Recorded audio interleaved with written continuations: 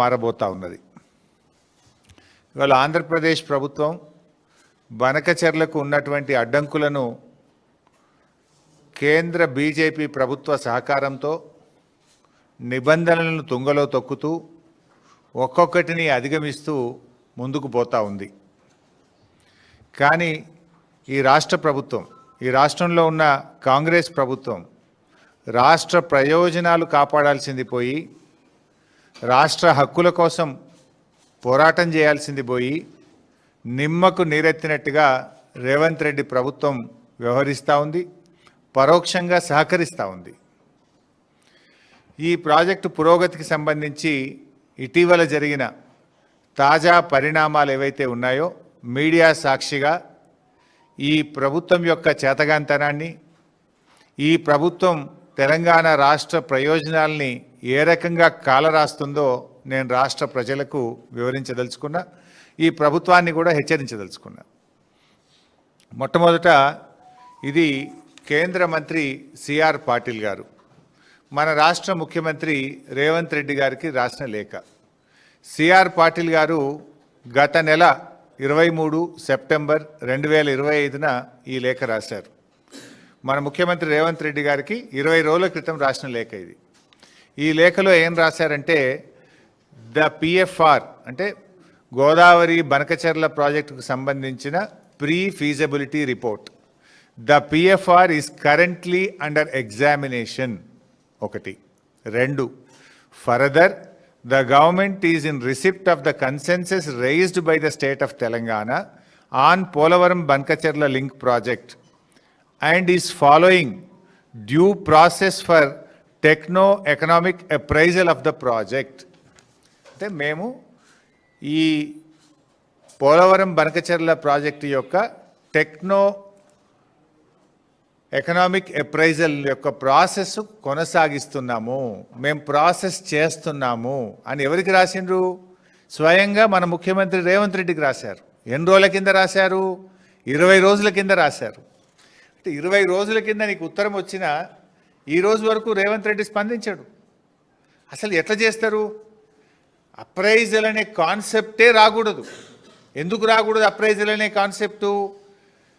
It is not qualified to examine. మన దేశంలో వరద జలాల మీద డిపిఆర్ల అప్రైజల్ జరగదు. మన దేశంలో ఉన్న సెంట్రల్ వాటర్ కమిషన్ నిబంధనలు కానీ, మన రాజ్యాంగం కానీ, మన దేశంలో నదీ జలాల పంపిణీ కానీ ఎప్పుడు కూడా నికర జలాల మీదనే జరుగుతుంది.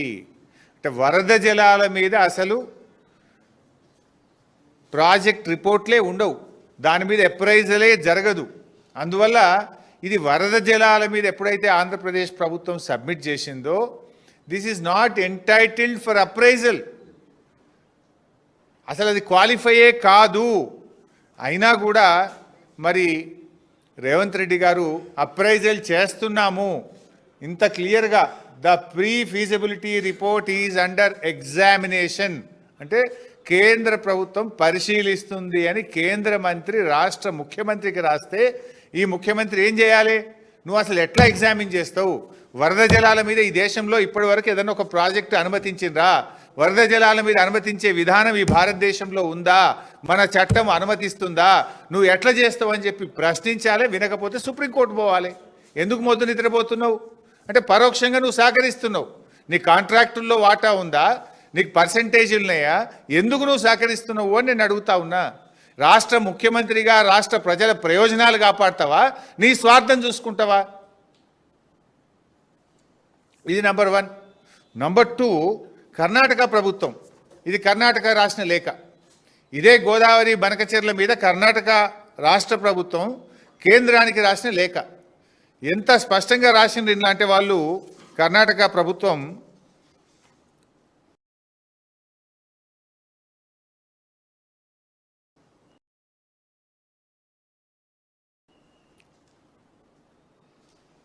Para 11, page 3, by all the stated diversions by Andhra Pradesh, 80 plus 100 plus 243. 80 ఏమో పోలవరం ప్రాజెక్టు, 80 కంటే ఎక్కువ పోలవరం రైట్ మెయిన్ కెనాల్ నుంచి ఇంకో 100 తీసుకుపోతుండ్రు. 100 ఇప్పుడు బనకచెర్ల 243. 80 + 100 + 243 మొత్తం కలిపితే మాకు ఆ అగ్రిమెంట్ ఏదైతే అప్పుడు ఆంధ్రప్రదేశ్, మహారాష్ట్ర, కర్ణాటక కలిపి గోదావరి బచావత్ రిపోర్ట్ ప్రకారం, అవార్డు ప్రకారం ఒక అగ్రిమెంట్ చేసుకున్నారు. గోదావరి నీళ్లు కృష్ణానదికి మళ్లిస్తే దాంట్లో ఎగువ రాష్ట్రాలకు కూడా వాటా ఉంటుంది. ఆ వాటా ప్రకారంగా 463 టీఎంసీలు ఇవాళ ఆంధ్రప్రదేశ్ మళ్లిస్తుంది. మాకు 112 టీఎంసీలు పైన కృష్ణాలో మేము ఆల్మట్టిలో ఆపుకుంటా అని రాసిండు. 423 టీఎంసీలు ఆంధ్రప్రదేశ్ మళ్లిస్తుంది. బనకచెర్ల కావచ్చు, పోలవరం కావచ్చు, అదనంగా తీసుకునేది కావచ్చు. మొత్తం 423లో 112 టీఎంసీలు పైన ఆపుకుంటా. ఎంత స్పష్టంగా రాస్తారంటే పేజ్ 13లో the ministry of Jal Shakti is requested to intimate the date of clearance of the project in question so that Karnataka can take appropriate action for utilization of Krishna water. మీరు ఎప్పుడు అనుమతిస్తారో మాకు చెప్పండి.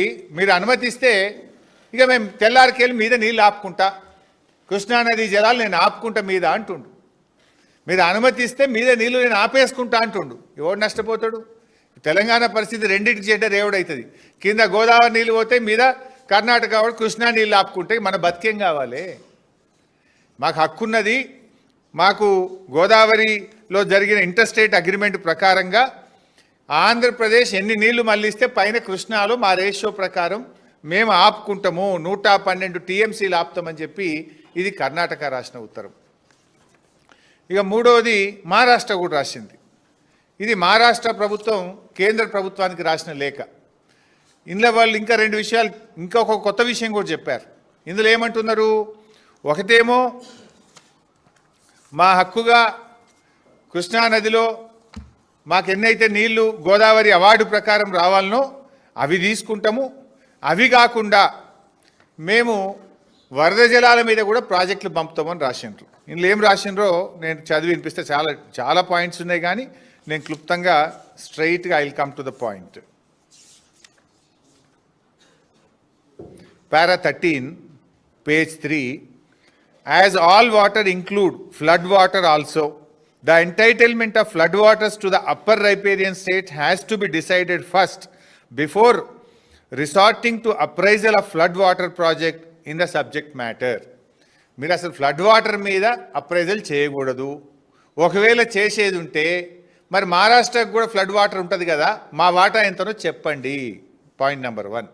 పాయింట్ నెంబర్ 2, ఇంకో మాట ఏమంటున్నారంటే the central water commission of Jal Shakti has any guidelines for considering appraisal of flood based projects. The same may be intimated for submission of flood based projects in Maharashtra also.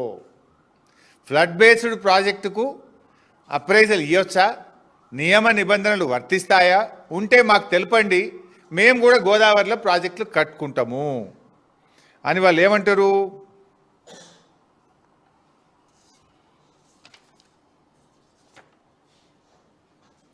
అందులో స్పష్టంగా ఏమంటారంటే however it needs to be examined that whether the flood water contemplated to be diverted is utilised from the legitimate share of Godavari water of sub basins in upper riparian states even though some of the projects planned by upper riparian states might be incomplete in the sub basins and utilize apparently less.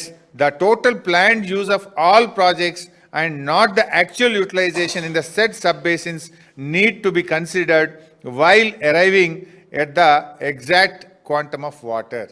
అంటే స్పష్టంగా మహారాష్ట్ర ఏం చెప్తుంది అంటే, ఒకటి కృష్ణానదిలో మా వాటా ఉంది 74 టీఎంసీలు పైన ఆపుకుంటాము, ఒక పాయింట్. రెండవ పాయింట్ ఏమంటున్నారు? వరద జలాలు వాడుకునే హక్కు ఉంటే మహారాష్ట్ర మాకు కూడా విదర్భాలో కరువు ప్రాంతం ఉన్నది, మేము కూడా వరద ప్రాజెక్టులు కడతాం, పైన కట్టి లోయర్ పెనుగంగ మీద ప్రాణహిత మీద మేము ప్రాజెక్టులు కట్టి మేము విదర్భకు నీళ్లు తీసుకుపోతా అంటుండు. అప్పుడు ఏమైతే తెలంగాణ పని? రెండిటి చెడ్డ రేవటి. కర్ణాటక ఏమంటుంది? పైన మేము 112 టీఎంసీలు ఆగబట్టుకుంటా అని కర్ణాటక అంటుంది. మహారాష్ట్ర ఏమంటుంది? పైన కింద ఎన్ని మారుస్తారో దాని లెక్క ప్రకారంగా 74 టీఎంసీలు కృష్ణాలు ఆపుకుంటా, గోదావరిలో కూడా నేను ప్రాజెక్టులు కట్టుకొని విదర్భకు నీళ్లు తీసుకుపోతా అంటాడు. ఇప్పుడు మధ్యలో తెలంగాణ ఏమైపోతుంది? శాండ్విచ్, ఖతమైపోతుంది. అంటే కింద ఇటు ఆంధ్రప్రదేశ్ అటు మహారాష్ట్ర గోదావరి నీళ్ళు తీసుకుపోతామంటున్నారు. పైన కర్ణాటక మహారాష్ట్ర కృష్ణానది నీళ్ళు ఆపుకుంటామంటున్నారు.